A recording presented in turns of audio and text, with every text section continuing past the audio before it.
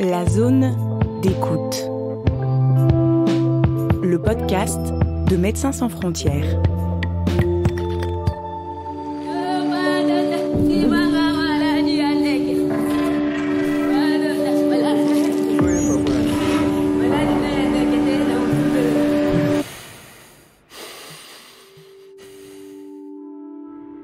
Le cauchemar de tout docteur, c'est de tuer son patient. Le témoignage du docteur Kandé face à la maladie du sommeil en République démocratique du Congo illustre le dilemme qui a donné naissance en 2003 au DNDi, l'initiative Médicaments contre les maladies négligées.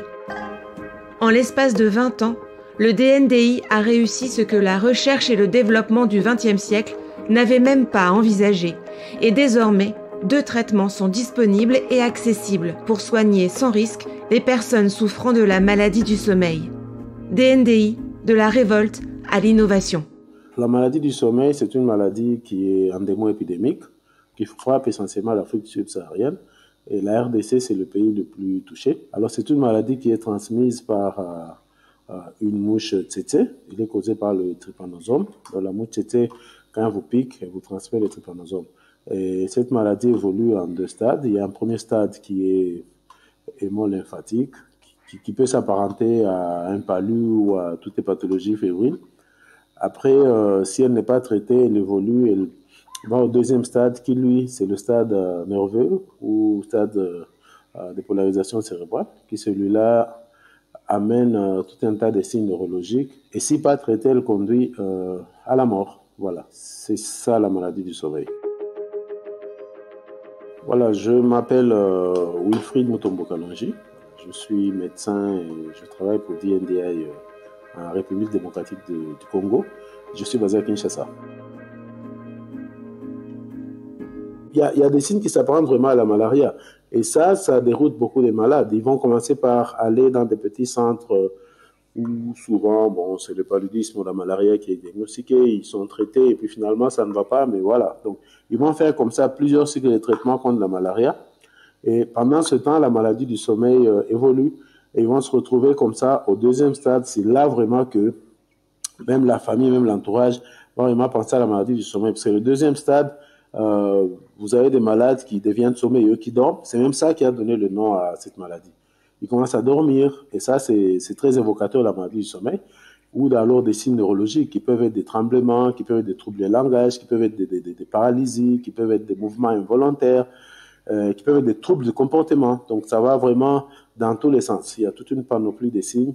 Et bon, si c'est pas traité, ça va vers la mort. Donc, c'est plus ou moins ça le parcours de ces patients-là. Quand ils nous arrivaient à l'époque, ils étaient déjà au 2e stade, puisqu'ils avaient séjourné, ils avaient été traités plusieurs fois contre le palu, pensant que c'était le paludisme. C'est quand les signes neurologiques apparaissent que là, ça alerte, et puis voilà, la famille les amène dans des structures de prise en charge. Et à l'époque, le seul traitement qu'on avait, surtout pour le 2e stade, c'était le mélarsopol, qui est un médicament à base d'arsenic. C'était le seul médicament qui était disponible, qu'on donnait pour les malades au 2e stade, qui étaient les plus nombreux. Et c'était un médicament qui était quand même toxique, puisqu'il arrivait qu'il tue des patients. Et ça, c'était dramatique. Ça représentait vraiment le symbole de ce que l'on voulait faire. C'est-à-dire qu'on avait une maladie grave, mortelle à 100%, si on ne traite pas. Et le seul traitement dont on disposait était l'arsenic, un dérivé de l'arsenic, donc un médicament extrêmement toxique qui tuait un patient sur 20. Donc ça, c'était très révoltant. Moi, je l'ai vu sur le terrain, bien entendu, mais quand j'étais directeur, j'avais les équipes qui rentraient du terrain en disant on ne veut plus pratiquer cette médecine, surtout quand on fait ces allées et venues entre des pays plus riches avec des moyens beaucoup plus importants. Et la pratique de terrain, parce qu'il faut savoir que l'ambiance qui régnait dans ces centres de traitement de maladie du sommeil était une ambiance extrêmement tendue. Les populations savaient qu'elles pouvaient mourir lorsqu'elles recevaient ce traitement. Je suis Bernard Pécoul, récemment retiré, après avoir passé 20 ans avec Médecins sans frontières et quasiment 20 ans avec DNDi, que j'ai participé à fonder en 2003.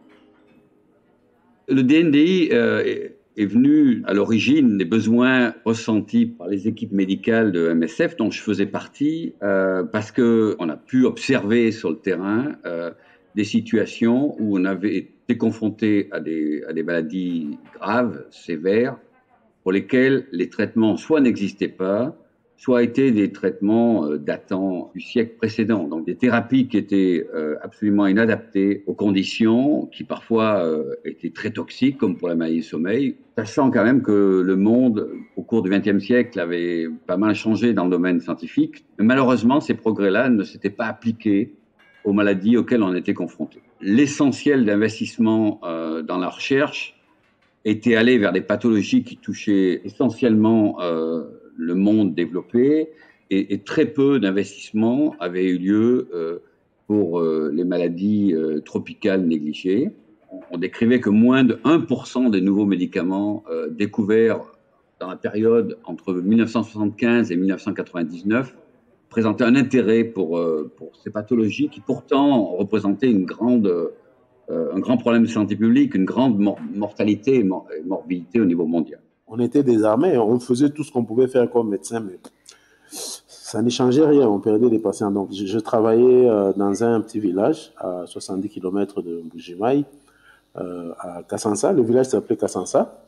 Donc, j'étais médecin dans ce petit village-là. Et pendant que je travaillais là-bas, il y a un ami qui m'a dit qu'il y avait une annonce à la division provinciale de la santé, un projet d'un essai clinique sur un nouveau médicament contre la maladie du sommeil. J'étais intéressé. Ça peut être quelque chose de très bien qui va vraiment changer la vie des populations et changer la vie même de ceux qui travaillent dans le domaine de la santé. On a créé ce qu'on appelait le D&D Working Group, qui était en fait un rassemblement d'universitaires, de représentants des Nations Unies, de personnel aussi de l'industrie pharmaceutique. C'est l'ensemble de ces gens qui ont permis de donner naissance à l'idée de DNDi, parce qu'ils ont dit qu'on ne pouvait pas se contenter de publier, on ne peut pas se contenter de dire qu'il y avait un problème. On voulait essayer de trouver une solution concrète et démontrer qu'un modèle de recherche avec une vocation différente pouvait apporter des solutions à ce problème. Pour MSF, la création du DNDi est la suite logique de la campagne d'accès aux médicaments essentiels qu'elle avait lancée en 1999 dans le sillon de son prix Nobel de la paix.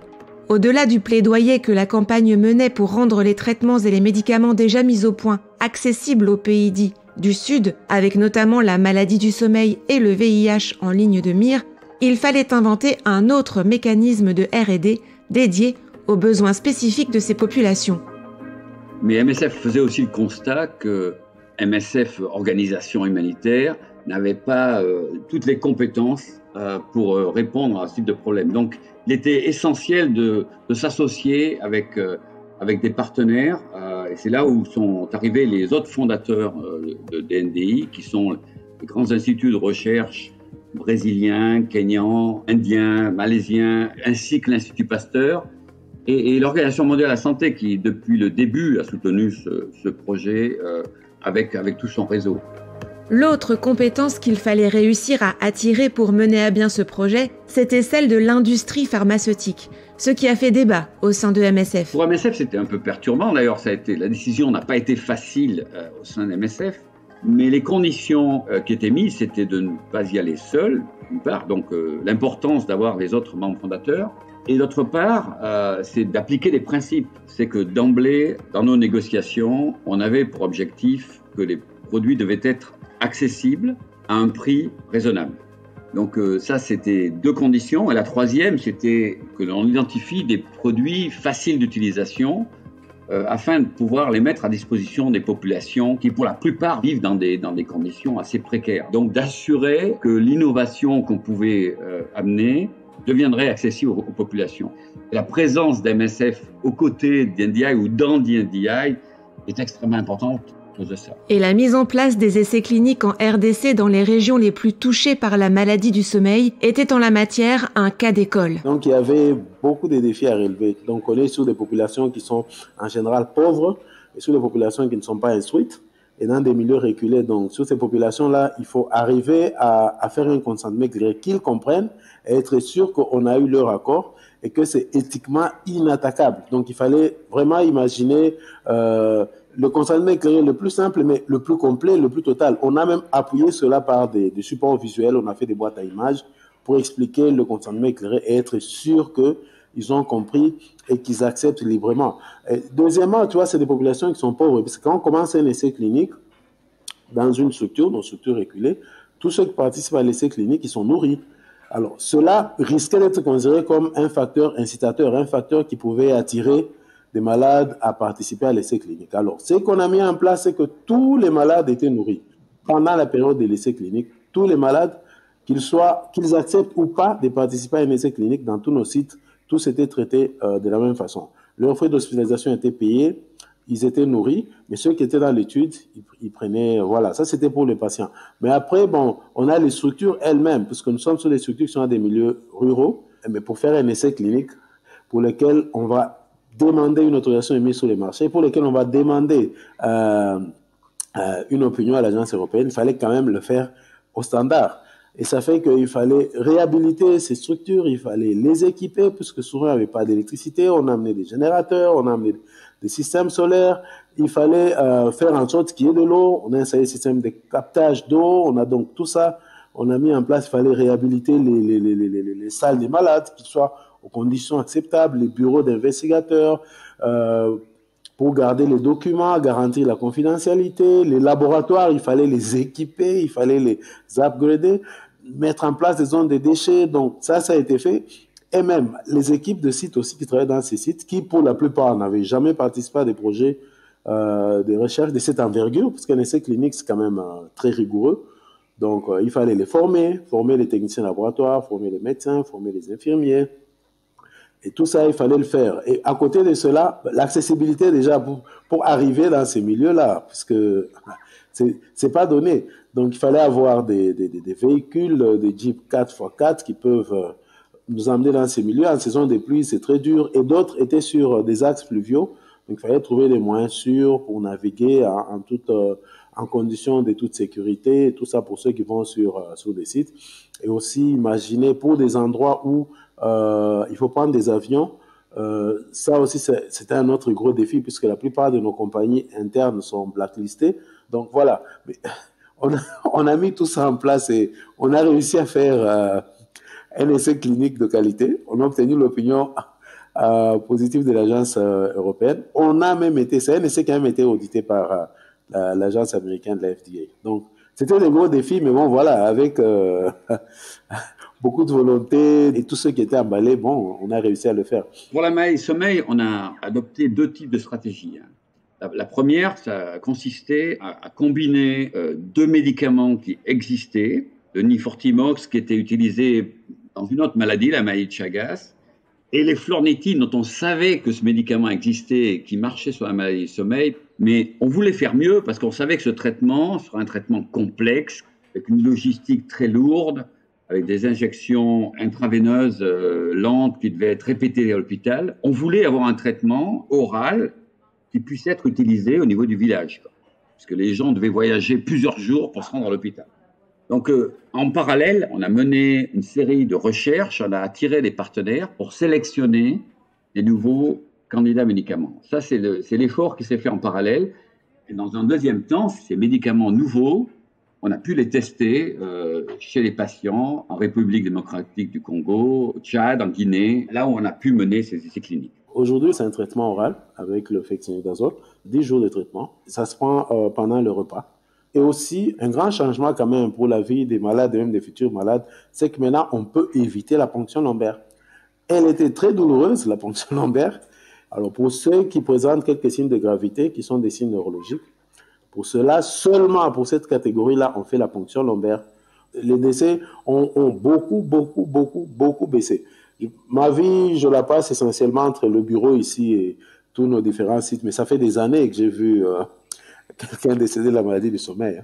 Ça remonte à très longtemps. On n'en a presque plus. En tout cas, moi, je n'en ai pas vu. Franchement, là, c'est vraiment un rêve. Je n'y aurais pas cru. Je n'y aurais pas cru.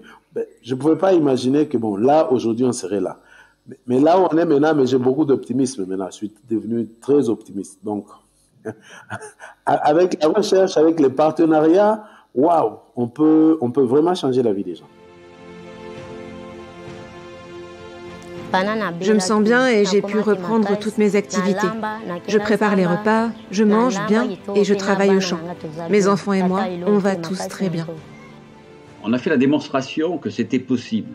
Quand on s'est lancé en 2003, pas mal de partenaires nous prenaient pour des doux rêveurs, hein, en particulier les partenaires industriels. Donc aujourd'hui, on a une certaine crédibilité. Donc ça, c'est le grand changement. C'est-à-dire que dans nos négociations, on peut dire, on l'a déjà fait, donc on peut le refaire.